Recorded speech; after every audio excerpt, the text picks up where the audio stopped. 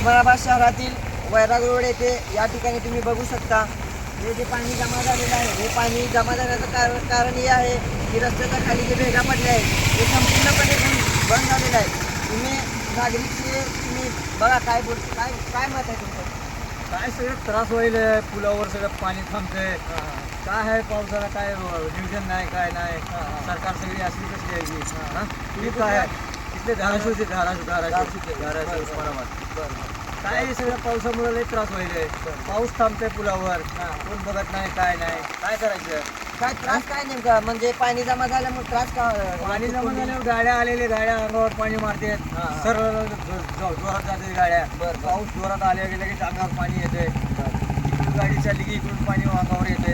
काय करायचं? बघा तुम्ही आपण मत यांचं ऐकलेलं आहे का? ह्याचं कारण एक आहे की पाणी जमा जे होण्याचं कारण जे आहे ते भेगा बंद झालेले आहेत. भेगा जरी आपण हे उघडला तर पाणी संपूर्णपणे जाणार. काय नाही, हे पाणी थांबतंय पुलावर.